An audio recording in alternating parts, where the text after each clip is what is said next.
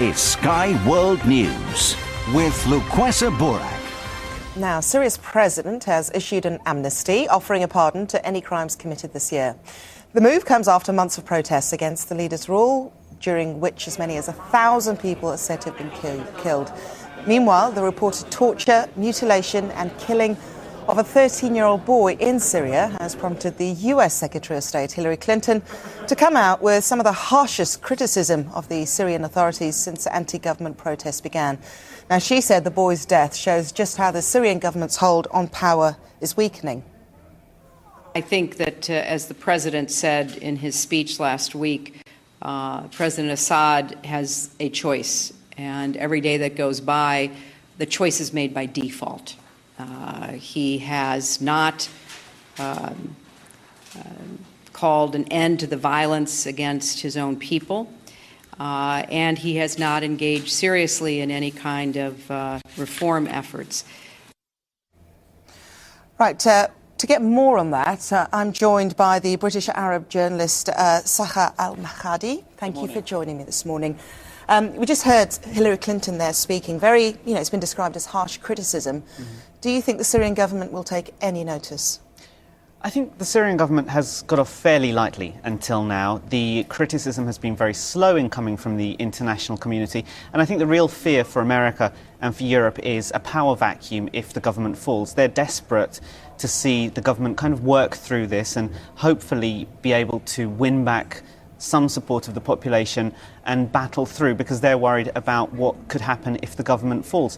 So I don't think it's unexpected that this level of criticism has been fairly slow in coming, and it has just slightly ramped up a slight bit in the last couple of days. I mean, do you really think that they'd be happy for the government to work through their problems? I mean, would these Syrians be happy with it, the ones that are protesting? Do they want the government out, or do they want the government to change their ways, stay with the current leadership, but just change the way they're treated? I mean, what exactly do they want? Well, this didn't start out as a movement to overthrow the government. It started out on, a number of local concerns. People were concerned about kids being arrested for scrawling graffiti and things like that. So we didn't actually hear any calls for the president to be ousted until about 6 weeks into these demonstrations. The opposition, the activists across the country and outside the country, haven't really been speaking with one voice. They've gathered now in Turkey to kind of formulate a position. It's unclear exactly what they're going to say, whether they are prepared to give the government another chance to kind of push these reforms that they've been begging for and anticipating for many, many years, and which the government has promised but not delivered on. It's unclear whether they would be happy if the tanks withdraw from the streets and if the soldiers return to their barracks to give the government another chance, because it's unclear exactly who could replace the president. We're just looking at pictures now. You can probably see them there on the screen. Syria is a very closed society. A lot of this footage, people are managing somehow to get it onto YouTube. And certainly us as a news organisation, we're constantly getting bombarded with these chain letters that are going around from Syrian citizens and what have you.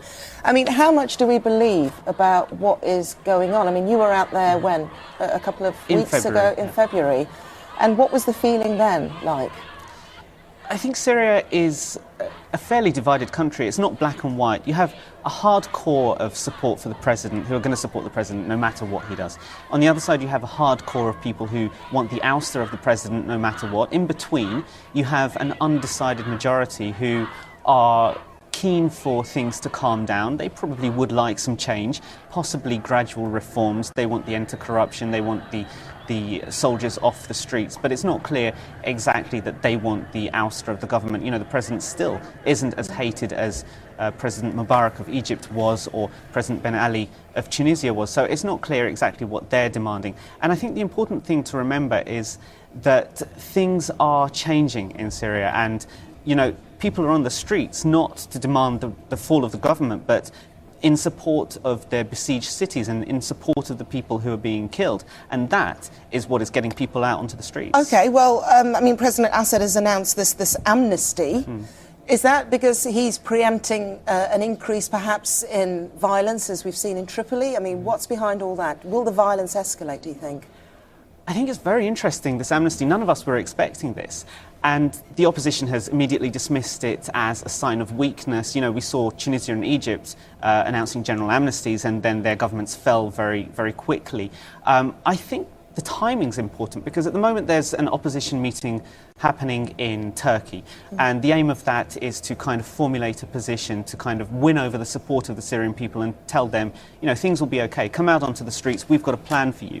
And I think this is the government's response. This is the government saying, look, we're trying our best, we're trying to mediate with the opposition, we're offering a general amnesty even to the Muslim Brotherhood, which is a banned organisation, punishment by death until yesterday. So they're saying, look, we'll release all these prisoners, we'll start a dialogue with the opposition, which they've said they're going to put into place in the next couple of days. So I think this is the government trying to win over the majority of the population, and they're in a battle with these activists who are desperately trying to get them onto their side. OK, well, thank you very, very much, Saka. Thank you for getting up this early hour. Thank you very much.